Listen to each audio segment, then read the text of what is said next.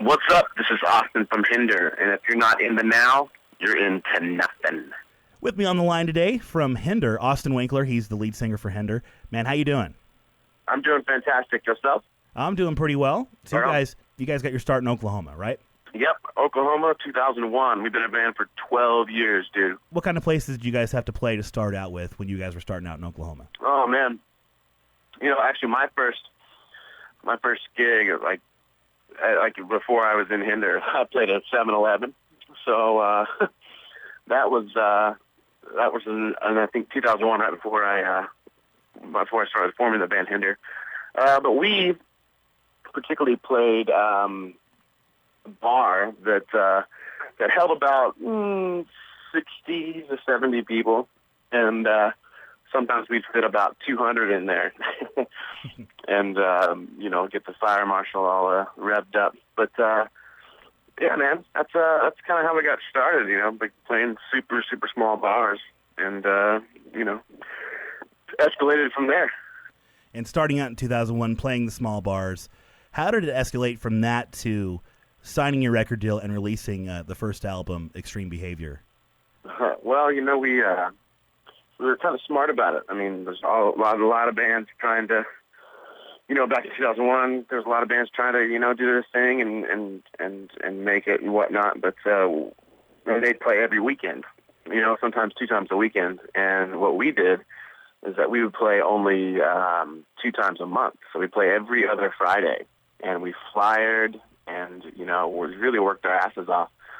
And then when it came time to, when we ever, like in 2004 and 2005, when we started getting label interest, we had enough to where like the labels could fly out and see us, and we would be selling out 1,000 seaters in our hometown, Mm-hmm. And that's kind of how we did it. We really worked and got a fan base from literally, our friends, 6 people in the bar, to thousands of people in our hometown wanting to see us. So it was kind of a no-brainer once the labels got interested. When the album came out, the second single, Lips of an Angel, took off pretty big. But then I remember like flipping through the channels one day and hearing a country version. Like, did you guys know about that before it happened, or was that something that just kind of came about and you guys heard about it third hand? Or? I think that there had been talk about somebody cutting it, but we didn't know who. And then, just one day it just kind of popped up, and my crew manager was like, "Come here, listen to this." And I listened to it, and I was like, "Oh, well, I was flattered and whatnot." And it's nothing's like the original song, and from us, and we wrote it. So it's definitely flattering. But it's nothing like the original. You guys have just released your 4th album. It's called Welcome to the Freak Show. Came out in December, on December 4th. The first single is called Save Me. Now, as far as what's the approach to writing a Hinder record in 2012, 2013? Well, we just it's the same approach as it was, in 2004, 5, or 2001. We're just writing about, our life experiences and what we've gone through on this roller coaster thing called life, and we just we start with the songs. There's not really an approach or whatever. We're sitting down and we're like, okay, and as long as like the songs are there, and like we pick the best songs that we think we'll start off a record, and we kind of build around that. So that's kind of like the process of how we write a record. We don't like sit there and say, okay, what are we going to do? We just show up and we start writing. So is it more of an approach, like less of an approach about writing a hit single, more of an approach kind of like writing a song that you'd want to blast in your car when you're driving around? Oh, absolutely. I mean, we didn't, we wrote Lips of an Angel, it happened to me, and I was kind of joking around with the first line, and literally, like, I wrote it, and me and Cody wrote it in like 10, 15 minutes, man, because it was an experience that happened to me, and I was kind of joking around with the first line, but then we were like, yeah, that'll be a good topic, and apparently everybody else in the world has talked to their exes while they're currently with someone else, so. And did the ex call you up again after she heard the song? Was she asking for No, man, both those girls are long gone, but probably for the better anyway, So neither of them are asking for songwriting credit? No. And taking it to the studio, I mean, is it just like a laid back, like you guys go in, just kind of jam it out live, or like what's the studio vibe like with you guys? The studio's kind of, we'll jam it out, and then, like I said, we'll write the song with me and an acoustic guitar and Cody an acoustic, and we'll take it to the rest of the guys and we'll kind of play around with it and kind of put the icing on the cake kind of thing. And we have a lot of fun, being creative in the studio, and it's kind of laid back but serious, because it's like kind of the one thing we do take serious is the music, and everything else is kind of a gong show. So as far as the music industry now, I mean, now it's almost like you're really putting a record out and really just hitting the road hard. You have to kind of do that to get the music out to people with the way the internet works these days. Has that strengthened your approach to the stage, or have you guys always, like since day one, kind of had just a balls to the wall approach to going on stage? Yeah, I mean, we're a rock band, and whenever you come to see Hinder play, you're going to get a rock show. If people are coming and thinking they're going to hear lots of songs like Witch or Better Than Me or whatever, I mean, they are, but they're also going to get like the raw rock. We can write heavy rockers and we can write panty droppers and everything in between. So nice.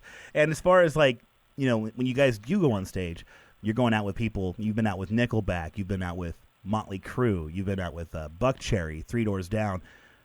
Is it kind of like a friendly competition to see who can get the crowd the most hyped up, or is it kind of like an all for one kind of thing, an all for one effort to get the crowd on their feet?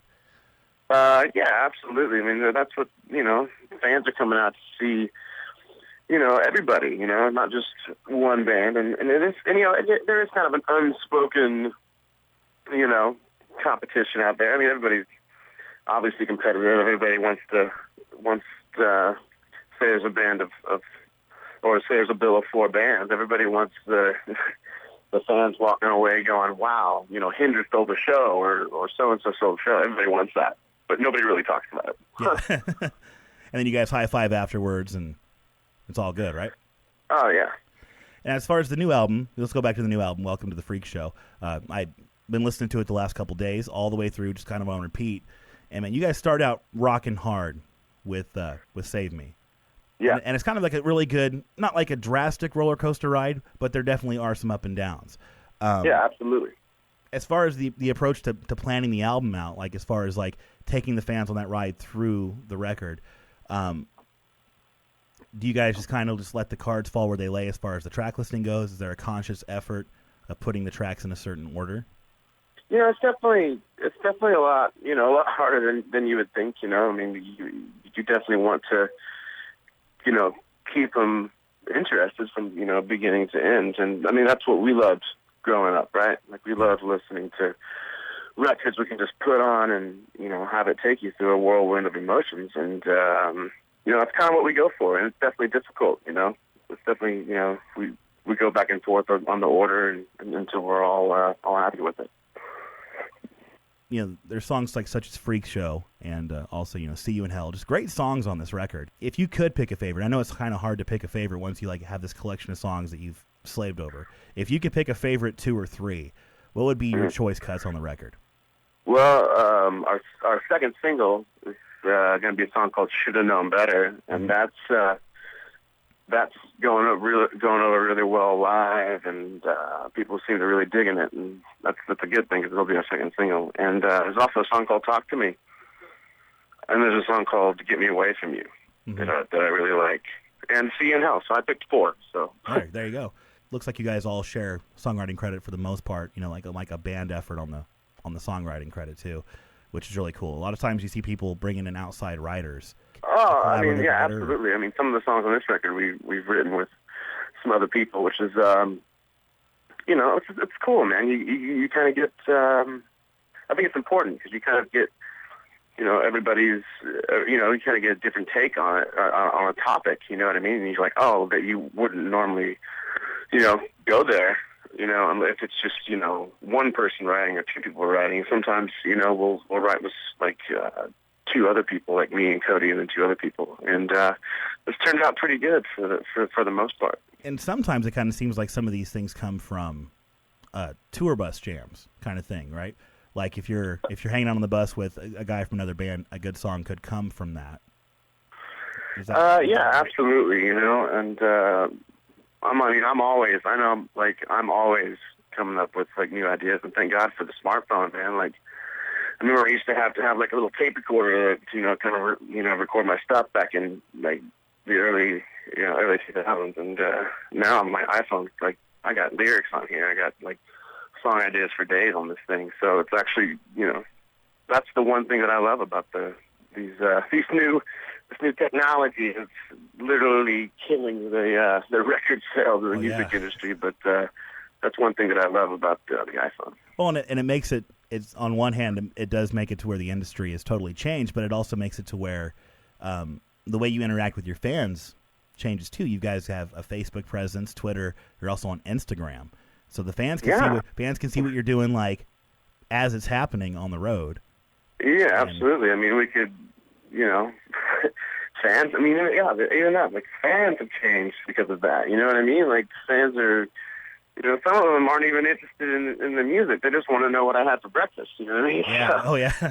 It's kind of a wild thing, and it, kind of a tough adjustment. Because we kind of got in our first record. We kind of got in like right as the industry was really, really changing, and we were able to sell, almost 4 million records on the first record. So that was a blessing. But now that everybody can get all this stuff for free, it's like you said, you gotta get out there and tour to pay your bills, man. And do you feel like, being able to go out and hit the road harder with the way the industry is now and having the tools like Instagram or Facebook or Twitter, do you feel like that makes it to where you get to know the fans better as well as the fans getting to know the band better? Yeah, I think, absolutely. Fans, you're showing a different side. You're letting them in on, like I said, personal stuff, and I think it's kind of cool for for fans to kind of get a glimpse of it. And I'm one of those guys that I don't want it to be like an overkill thing. You know what I mean? Yeah.